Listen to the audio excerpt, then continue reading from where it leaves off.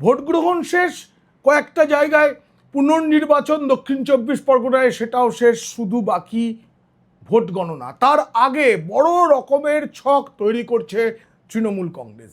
তৃণমূলের ভিতরেই এখন পিসি ভাইপো কি করতে চলেছে তা নিয়ে নজর। কেন কেন তৃণমূলের লোকেরাই পিসি ভাইপোর দিকে এত নজর রাখছেন সেটা আজকে আপনাদের আমি একদম স্পষ্ট করে বলে দেবো।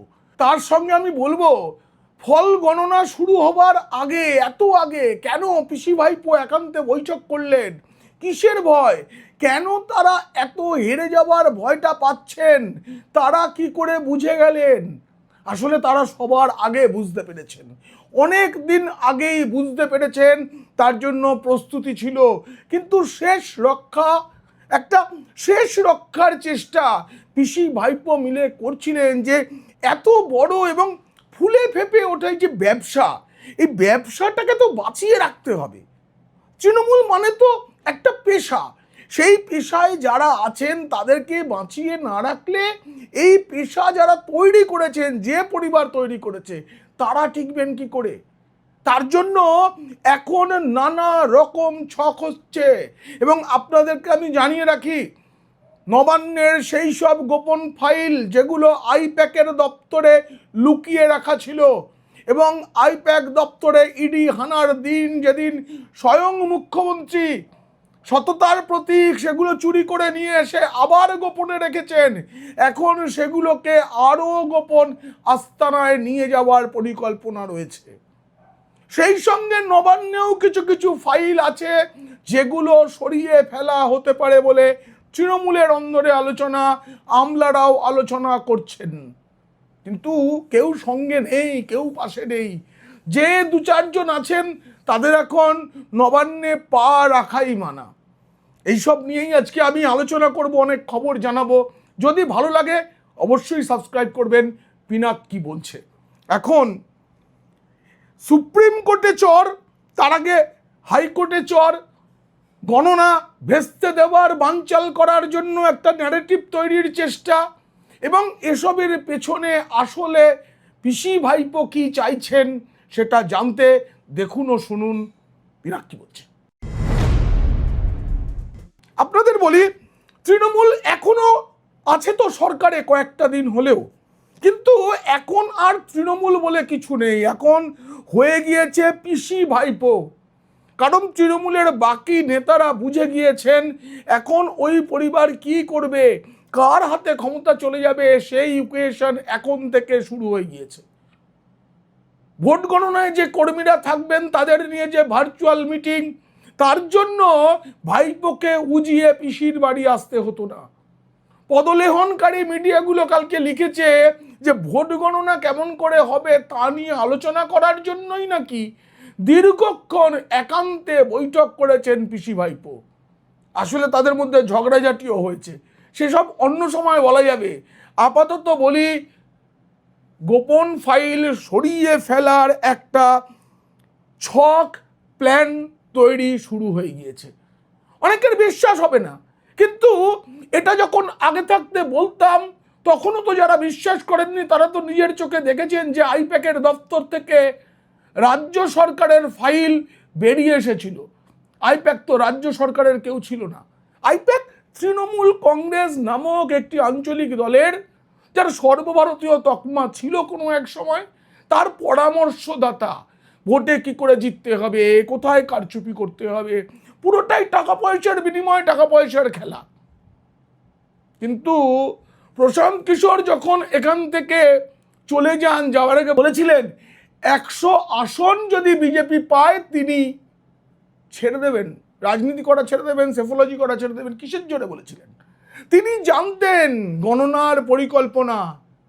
আপনাদের এই যে তৃণমূল এত ভয় পাচ্ছে, মানে পিসি ভাইপো এত ভয় পাচ্ছে, তার জন্য বলি, আপনারা জানেন যে বেশিরভাগ সমীক্ষা তৃণমূলকে পিছিয়ে রেখেছে। বিজেপি খুব সহজে, দু একটা বাদ দিলে, বিজেপি খুব সহজে সরকারে চলে যেতে পারে বলে বড় বড় সংস্থারা বলে রেখেছে। আমি তো বলেইছি। পিনাক কি বলছে, একের পর এক আমি সমীক্ষার রিপোর্ট আপনাদের দেখিয়েছি, অন্যদের রিপোর্টও দেখিয়েছি। কিন্তু সবচেয়ে বেশি ভরসার রিপোর্ট হচ্ছে সাতটা বাজারের রিপোর্ট। দেখুন, আমি এই কথাগুলো বলে কাউকে সাতটায় টাকা বিনিয়োগের কোনো প্রেরণা দিচ্ছি এরকম কোনো ভাবার কারণ নেই। আমি নিজেও সাতটা খুব ভালো বুঝি না, যেটুকু বুঝি সেটুকু পড়াশোনা করেছি, খোঁজ খবর নিয়েছি। অতীতে একটি পত্রিকার জন্য আমি টাকার নেশা এবং টাকা এবং নেশা এই দুটো সম্পৃক্ত তা নিয়ে আমার একটা বড় গবেষণালব্ধ লেখা আছে। সেটার কাজ করতে গিয়ে রেসের মাঠ থেকে কলকাতায় এখনও বৃষ্টির কতটা হবে তার উপরেও এখন জুয়া চলে, এরকম নানা রকম জুয়ার কাজ করতে গিয়ে কলকাতার একজন সাট্টাবিদ, তার সাথে আমার আলাপ হয়েছিল, তার সঙ্গে আমি কথা বলি।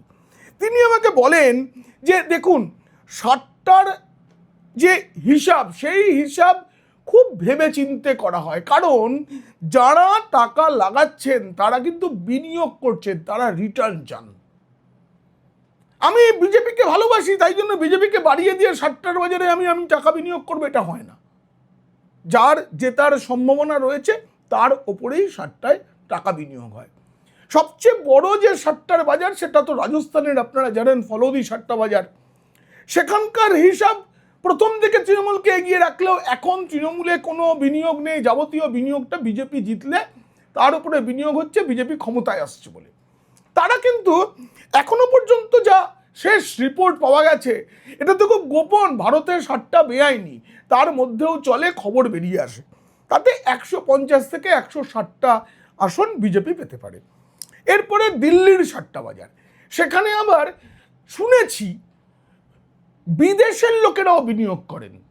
এছাড়া আরেকটা পলি মার্কেট বলে একটা অনলাইন মার্কেট আছে, সেখানেও এবার পশ্চিমবঙ্গের নির্বাচন নিয়ে সাট্টা চলছে। সেটা ডলারে পাউন্ডে কেনা বেচা হয়।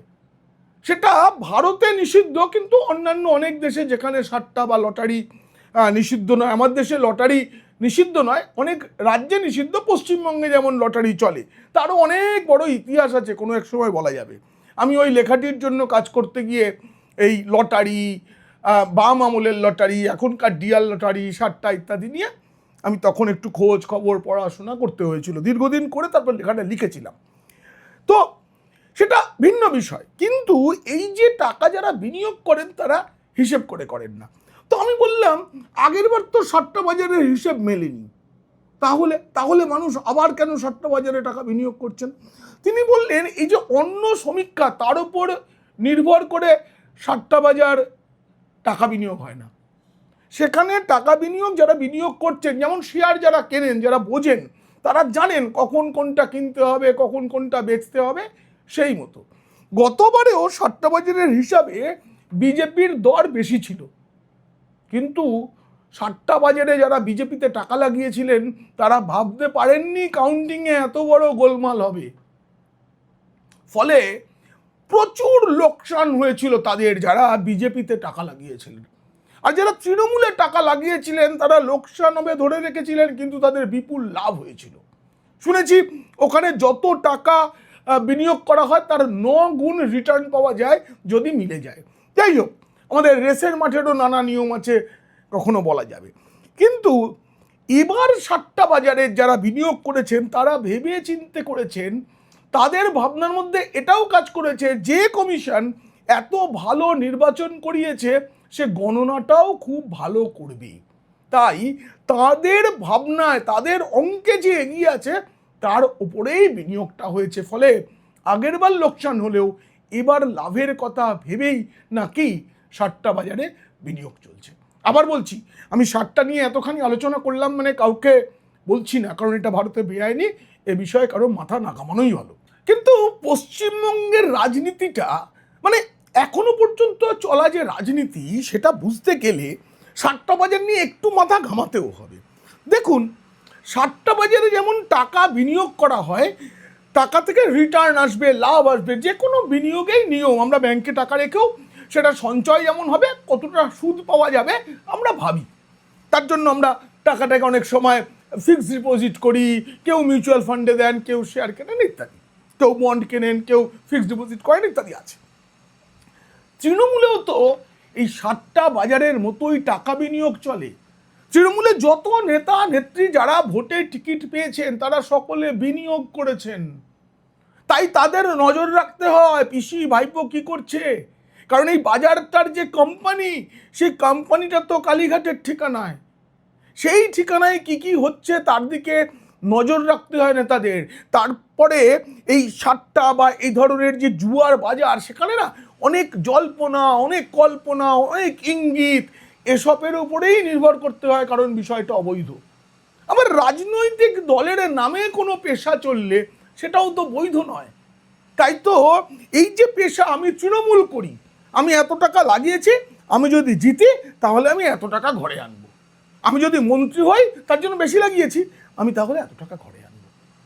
আবার যখন আমি টাকাটা ঘরে আনবো তখনও আমাকে এতটার ভাগ দিতে হবে, সব হিসেব করেই তৃণমূলটা করতে হয়। সকলে নয়, ব্যতিক্রম তো সব জায়গায় থাকে, কিন্তু ব্যতিক্রম কোনো মানে সত্যকে অসত্য করে দেয় না, এটা আমরা জানি। আসলে তৃণমূলের এই যে নেতারা, এই নেতারা কেউ মানতে চাইছেন না যে পিসি আর ভাইপো মিলে শুধু শুধু আলোচনা করে ঠিক করলেন যে আমাদের কি হবে, কি করতে হবে গণনায়। ওটা তো সবাই জানে। গণনার দিন বিজেপি যেমন নির্দেশ দিয়েছে, আমি আপনাদের জানিয়েছি, তেমন করে তৃণমূলেরও নির্দেশ থাকবে। দেখো বাবা, গত বছর তোমাদের হয়ে আইপ্যাক সব করে দিয়েছিল, এবার তো থাকবে না, তাই তোমরা ছুঁচ ফোটানোর কাজ, ওই সেফটিপিন ফোটানোর কাজটা নিজেরা করবে, শেষ অবধি থাকবে, মাথা গরম করবে না, কিন্তু অপরকে বিভ্রান্ত করার চেষ্টা করবে। এসব তো নির্দেশ, সেটা তো কোনো মিটিংয়ের মাধ্যমে দেওয়া হবে না, সেটা তো গোপনে হুইসপার ক্যাম্পেনে সে নির্দেশটা চলে যাবে। বিজেপিও প্রকাশ্যে করেনি তো, ছোট ছোট ছোট ছোট বৈঠক করে সবাইকে বোঝাচ্ছে যে কিভাবে কাউন্টিং হবে, তার ট্রেনিংও চলছে, বিধায়কদেরও ট্রেনিং নিতে হচ্ছে। কিন্তু তৃণমূল এই যে ভোট গণনা এবং তার আগে ভোট পরিচালনা, এই গোটা প্রক্রিয়াটায় গত 15 বছর ধরে যে হারে দুর্নীতি করেছে এবং অসৎ উপায়ের ওপর নির্ভর করেছে, তাই আজ সৎ উপায়টাকে ভয় পাচ্ছে। ভয় পাওয়া স্বাভাবিক। দেখুন, বাড়তি ভোট, যে বাড়তি ভোটটা পড়েছে, প্রায় প্রতিটি বিধানসভায় 10,000 করে বেশি ভোট পড়লো, এরা কারা, কাদের ভোট দিল? যারা কখনো ভোট দিতে বেরোন না তারা কেন ভোট দিতে গেলেন? তারা কি উল্টে দিতে চাইছেন? এতদিন বলছিলেন যা চলছে চলুক, পাশের বাড়িতে আগুন লেগেছে, আমার তো কিছু হয়নি, তারা কি ভোট দিতে গেলেন? হ্যাঁ, তারা গেছেন। এই অঙ্কটা বুঝতে পেরেছেন দিদিমণি, বুঝেছেন ভাইপো বাবু।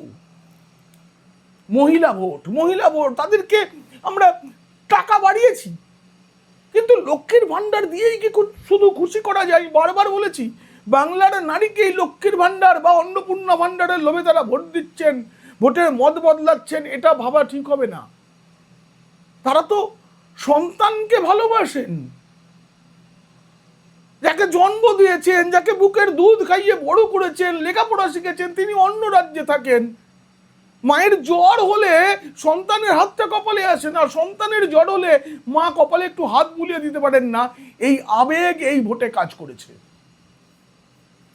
যুব ভোট, এই যে নতুন ভোটার যারা হলেন, নতুন প্রজন্মের যে ভোটার, তারা কি দেখেছে? তাদের দাদাদের, দিদিদের অন্য রাজ্যে চাকরির সন্ধানে যেতে হয়েছে, আমাকেও কি যেতে হবে?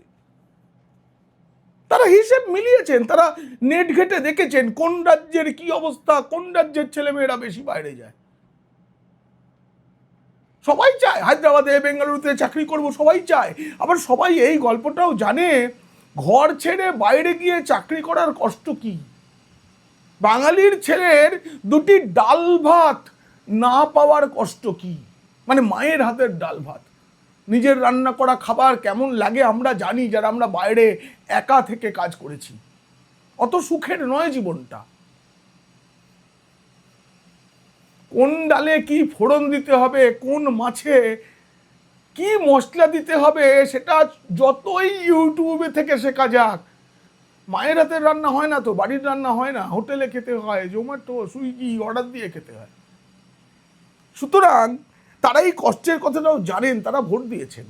এবার ভোটে না মানুষের বুদ্ধির থেকে হৃদয় বেশি কাজ করেছে বলে আমি বিশ্বাস করি। আমি বিশ্বাস করি। দেখবেন আমরা তো তবু ইউটিউব একদম চ্যানেল তৈরি করে ইত্যাদি করে আমরা বসে প্রতিদিন মানুষকে বোঝাবার চেষ্টা করছি, কিন্তু অনেক মানুষ ফেসবুকে রিল বানিয়ে ছোট ছোট করে নিজের বক্তব্য জানিয়ে চলেছেন। এই সব কিছু কিন্তু তারা ভয় না পেয়ে করছেন। কেন? তাদের মাথা বলবে যেটা করিস না, ভোটের পর মার খেতে হবে, ঘর ছাড়া হতে হবে, কিন্তু হৃদয় বলেছে, আবেগ বলেছে কর। তুই যখন পারিস তুই বল, হৃদয় বলেছে। পরিযায়ী ভোট, আমি বিশ্বাস করি না এত টাকা খরচ করে পরিযায়ীরা এই রাজ্যে এলেন শুধু নিজের নামটা যাতে ভোটার লিস্টে থেকে যায় এই মিথ্যাটার ওপর বিশ্বাস করে। না, যারা বাইরে কাজ করেন তারা বেশি খোঁজ খবর রাখেন, তাদের অনেক কষ্টের মধ্যে দিয়ে যেতে হয়। তারা শুধু এর জন্য এই রাজ্যে ছুটে আসেননি ভোটের সময় কাজ ছেড়ে অর্থ খরচ করে। তারা এসেছিলেন হয়তো পরিবর্তনের জন্য। এটা তৃণমূল বুঝতে পারছে, বেশি করে পিসি ভাইপো বুঝতে পারছেন। মুসলিম ভোট সেই ওয়াকফের কাণ্ড থেকে শুরু করে হুমায়ুন কবির, এই রাজ্যে তিনটে, একটি হয়ে গেছে, আরো দুটো মন্দির বানানোর চেষ্টা, আর একটা মসজিদ বানানোর ক্ষেত্রে রাজ্য সরকার বাধা না দিলেও হুমায়ুন কবিরকে বরখাস্ত করে দিল। এটা মুসলিম সমাজের একাংশ মেনে নিতে পারেনি। তারা বিজেপিকে ভোট দেবে না, কিন্তু তারা তৃণমূলকেও দেবে না। শিক্ষিত মুসলিম সমাজ যাদের ছেলে মেয়েরা মাদ্রাসায় পড়েন না, তারা জানেন সরকারি স্কুলের কি অবস্থা। এসএসসির নিয়োগ, প্রাথমিকের নিয়োগ তাদের ভাবাচ্ছে। কলকাতার বেশিরভাগ কলেজে এবার, আমি দায়িত্ব নিয়ে বলছি, খোঁজ নিন, সব বিভাগের সব আসন পূর্ণ হয়নি। কারণ কলকাতায় যারা পড়াশোনা করতে যান মফস্বল থেকেও, তারা অন্য রাজ্যে বেটার লেখাপড়া হবে ভেবে চলে গেছেন। এটা বাস্তব সত্য। সবচেয়ে বড় চিন্তা কোথায় জানেন? দুপুর গড়িয়ে বিকেল হওয়ার পর 3টে থেকে সন্ধে 6টা যে জাল ভোট তৃণমূল দেয়, যারা ভোট তখনও অবধি দিলেন না তাদের ভোটটা যে ফেলে দেয়, সেই ভোটটাই এবার ফেলা যায়নি। এই ভোটের পরিমাণ প্রায় 10%। এটা হচ্ছে সবচেয়ে বড় ভয়। তাই তো নবান্নের সেই সব ফাইলগুলো না, যখন আইপ্যাক বুঝেছিল এই ধরনের একটা ভোট হতে চলেছে, আমি আপনাদের দেখিয়েছিলাম আইপ্যাকের সেই রিপোর্ট যে জেতা 70টি আসন হারাতে পারে তৃণমূল। এইসবগুলি যখন বলা হয়েছিল তখন থেকে এই ফাইল সরানোর কাজ শুরু হয়। এখন সেই ফাইলকে আবার অন্য কোথাও নিয়ে যেতে হবে, অন্য কোথাও, অন্য কোনোখানে। আর এই ব্যাপারে ভ্যানিশ করা এবং ভ্যানিশ হওয়া, এই দুটো ব্যাপারেই ভাইপো বাবু অত্যন্ত দক্ষ। অনেকবার তিনি এই কাজ করেছেন। তাই ভোট গণনার আগে স্ট্রং রুমের দিকে যেমন নজর রাখতে হবে, তেমনি নজরদারি রাখতে হবে নবান্নের দিকেও, মহাকরণের দিকেও, নবমহাকরণের দিকেও, বিকাশ ভবনের দিকেও, স্বাস্থ্য ভবনের দিকেও। শুধু নবান্নে সব ফাইল থাকে না, সব দিকে নজর রাখতে হবে, কে ঢুকছে কে বেরোচ্ছে, বড় দায়িত্ব এটা।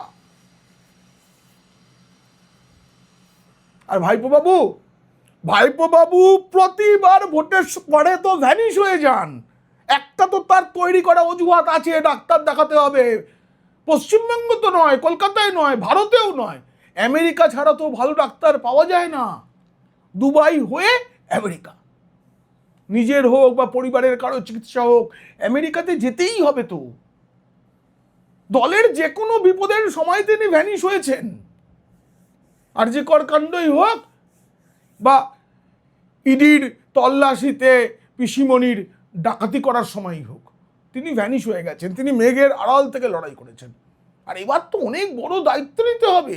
ভবানীপুরে পিসিমণি হেরে গেলে দলের পুরো দায়িত্ব তাকে নিতে হবে তো। দিল্লি সামলাতে হবে, কলকাতা, দলের যেটুকু থাকবে, দলটা ভেঙে টুকরো হওয়ার পরেও দলে অনেকে কথা শুনবে না, তার আগে তো একটা ভ্যাকেশন চাই। 4 তারিখ রাত 12টার পর তিনি কেন্দ্রীয় স্বরাষ্ট্রমন্ত্রী অমিত শাহকে কলকাতায় থাকতে বলেছেন। অনেককে বলেছেন ডিজে শোনাবেন। তার ডিজিটাল যোদ্ধা